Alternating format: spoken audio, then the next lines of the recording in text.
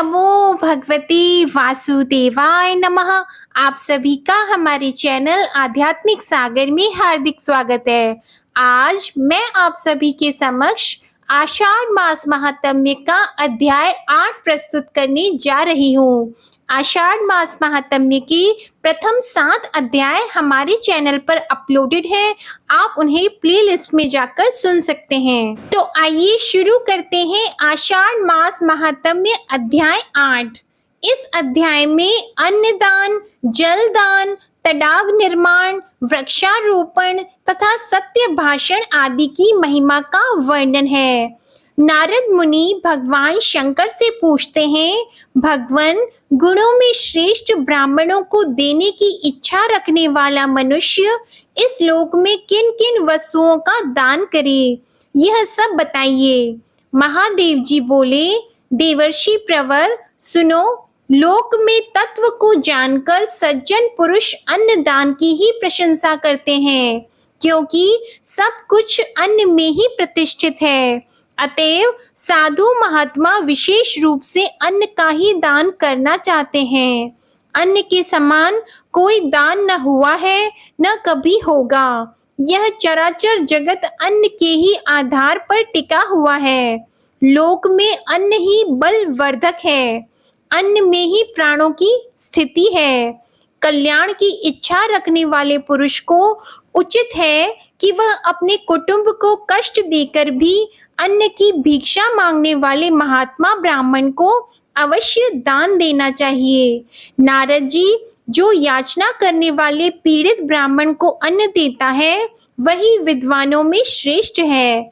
यह दान आत्मा के परलौकिक सुख का साधन है। रास्ते का थका मांदा गृहस्थ ब्राह्मण यदि भोजन के समय घर पर आकर उपस्थित हो जाए, तो कल्याण की इच्छा रखने वाले पुरुष को अवश्य उसे अन्न देना चाहिए। अन्नदाता इस लोक और परलोक में भी सुख उठाता है। थके मांदे अपरिचित राहगीर को जो बिना क्लेश के अन्न देता है, वह सब धर्मों का फल प्राप्त करता है। अतिथि की न तो निंदा करें और न उससे द्रोह रखें, उसे अन्न अर्पण करें, उस दान की विशेष प्रशंसा है। महामुनि, जो मनुष्य अन्न से देवताओं, पितरों, ब्राह्मणों तथा अतिथियों को तृप्त करता है, उसे अक्षय पुण्य की प्राप्ति होती है। महान पाप करके भी जो याचक को, विशेषतः ब्राह्मण को अन्न दान करता है, वह पाप से मुक्त हो जाता है। ब्राह्मण को दिया हुआ दान अक्षय होता है। शूद्र को भी किया हुआ अन्न दान महान फल देने वाला है। अन्नदान करते समय याचक से यह न पूछे कि वह किस गोत्र और किस शाखा का है तथा उसने कितना अध्ययन किया है। अन्न का अभिलाषी कोई भी क्यों न हो, उसे दिया हुआ अन्नदान महान फल देने वाला होता है। अतः मनुष्यों को इस पृथ्वी पर विशेष रूप से अन्न का दान करना चाहिए। जल का दान भी बहुत ही श्रेष्ठ है, वह सदा सब दानों में उत्तम है। इसलिए बावली, कुआं और पोखरा बनवाना चाहिए, जिसके खोदे हुए जलाशय में गौ, ब्राह्मण और साधु पुरुष सदा पानी पीते हैं, वह अपने कुल को तार देता है। जिसके पोखरे में गर्मी के समय तक पानी ठहरता है, वह कभी दुर्गम एवं विषम संकट का सामना नहीं करता। पोखरा बनवाने वाला पुरुष तीनों लोकों में सर्वत्र सम्मानित होता है। मनीषी पुरुष धर्म, अर्थ और काम का यही फल बताते हैं कि देश में खेत के भीतर उत्तम पोखरा बनवाया जाए तो प्राणियों के लिए महान आश्रय हो। देवता, मनुष्य, गंधर्व, पितर, नाग, राक्षस तथा स्थावर प्राणी भी जलाशय का आश्रय लेते हैं। जिसके पोखरे में केवल वर्षा ऋतु ही जल रहता है, उसे अग्निहोत्र का फल मिलता है। जिसके तालाब में हेमंत और शिशिर काल तक जल ठहरता है, उसे सहस्त्र गोदान का फल मिलता है।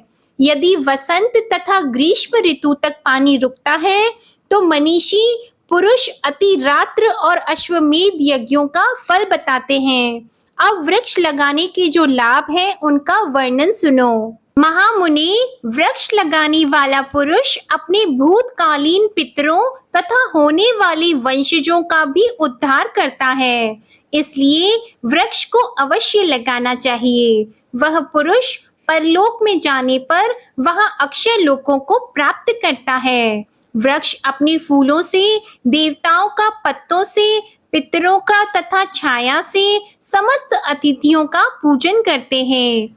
किन्नर, यक्ष, राक्षस, देवता, गंधर्व, मानव तथा ऋषि भी वृक्षों का आश्रय लेते हैं। वृक्ष फूल और फलों से युक्त होकर इस लोक में मनुष्यों को तृप्त करते हैं। वे इस लोक और परलोक में भी धर्मतः पुत्र माने गए हैं। जो पोखरे के किनारे वृक्ष लगाते, यज्ञ अनुष्ठान करते तथा जो सदा सत्य बोलते हैं, वे कभी स्वर्ग से भ्रष्ट नहीं होते। सत्य ही परम मोक्ष है, सत्य ही उत्तम शास्त्र है। सत्य देवताओं में जागृत रहता है तथा सत्य परम पद है।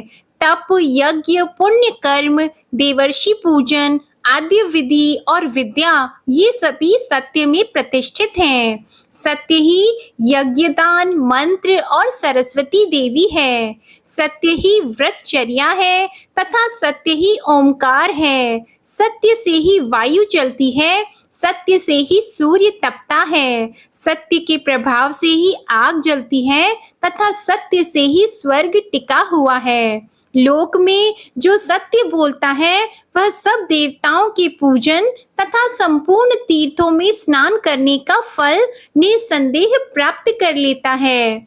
1000 अश्वमेध यज्ञ का पुण्य और सत्य, इन दोनों को यदि तराजू पर रखकर तोला जाए तो संपूर्ण यज्ञों की अपेक्षा सत्य का ही पलड़ा भारी होगा। देवता, पितर और ऋषि सत्य में ही विश्वास करते हैं। सत्य को ही परम धर्म और सत्य को ही परम पद कहते हैं। सत्य को पर ब्रह्मा का स्वरूप बताया गया है, इसलिए मैं तुम्हें सत्य का उपदेश करता हूँ। सत्यपरायण मुनि अत्यंत दुष्कर तपस्या करके सत्य धर्म का पालन करते हुए इस लोक से स्वर्ग को प्राप्त हुए हैं। सदा सत्य ही बोलना चाहिए और सत्य से बढ़कर दूसरी कोई वस्तु नहीं है। सत्य रूपी तीर्थ अगाध, विस्तृत एवं पवित्र हृदय कुंड से युक्त है। योग युक्त पुरुषों को उसमें मन से स्नान करना चाहिए।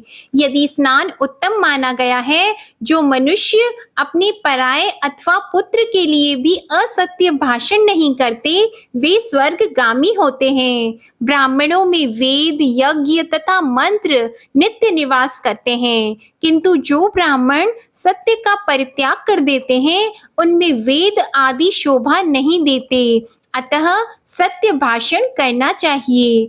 नारद जी ने कहा, भगवन, अब मुझे विशेषतः तपस्या का फल बताइए, क्योंकि प्रायः सभी वर्णों का तथा मुख्यतः ब्राह्मणों का तपस्या ही बल है।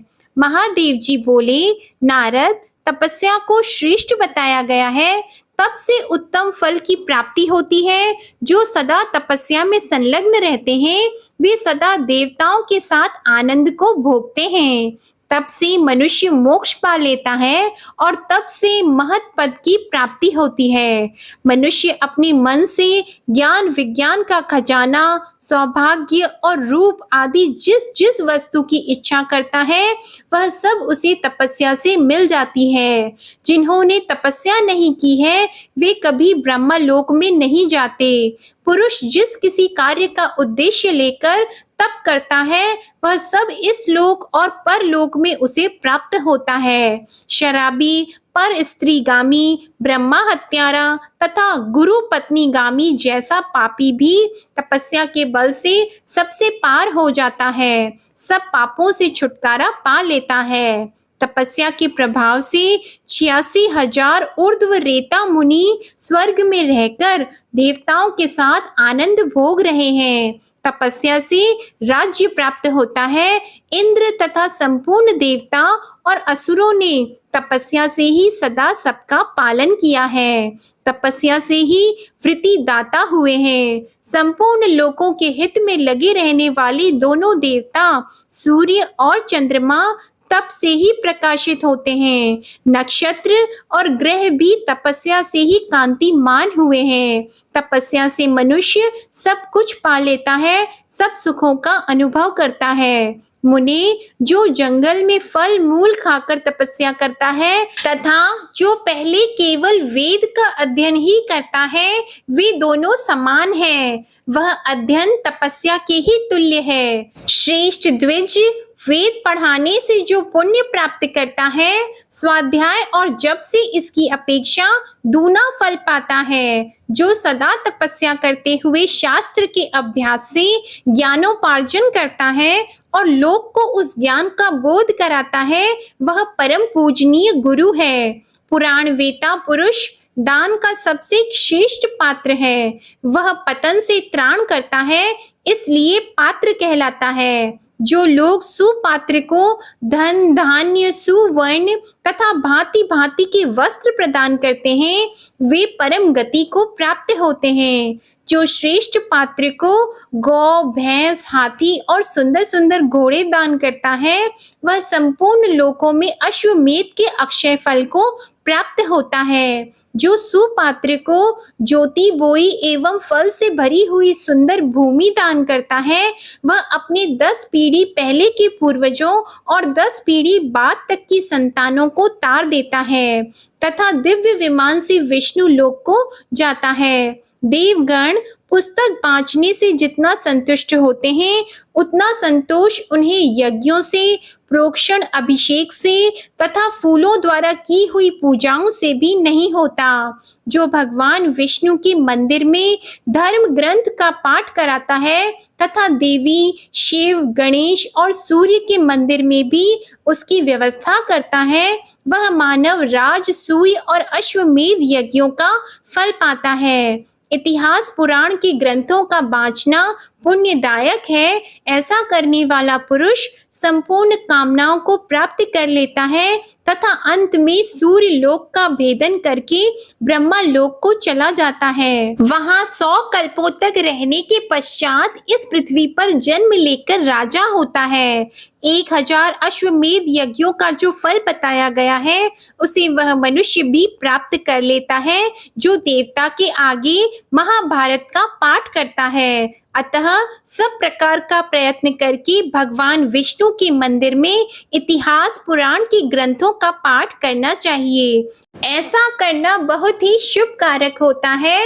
अतः जो इस पाठ को पढ़ता, सुनता और सुनाता है, उसे मोक्ष की प्राप्ति होती है और वह वैकुंठ के धाम को जाता है। आज की कथा समाप्त हुई। बोलो भगवान विष्णु और माता लक्ष्मी की जय। ओम नमो भगवते वासुदेवाय नमः।